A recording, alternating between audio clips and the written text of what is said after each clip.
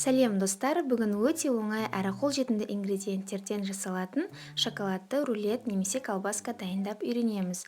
Ол үшін қажетті заттар: 50 грамм қант, 15 грамм какао, 50 грамм сары май, 100 мл сүт, 250 грамм печенье және 30 грамм орех. Ең алдымен кастрюльді газге қоямыз да оған қант пен какаоны қосып араластырамыз. Одан кейін оған сүтті қосып, газдың астын қаттыға қойып, осылай біркелкі болғанша араластырамыз. Содан кейін сары майды қосамыз да ол ерігенше дейін тағы да жақсылап араластырамыз. Газдың асты қатты болуы қажет.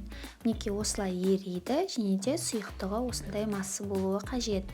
Одан соң оны газден аламыз. Және де орехты қалауыңызша осылай ұнтатып алсаңыз болады. Мен осылай орехты екіге бөлдім. Және де печеньелерді ұнтатып аламыз. Содан кейін ұнтатылған печеньеге орехты қосамыз. Және де жаңағы шоколадты массамызды қосып, барлығын жақсылап біркелкі болғанша араластырамыз.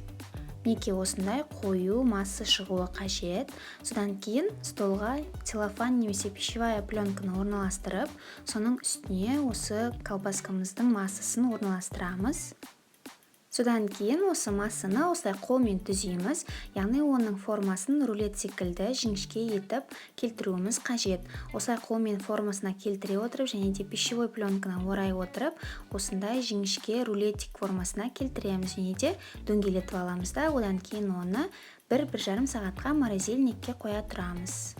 Неке 1,5 сағат уақыт өтті, колбаска қатып дайын болды.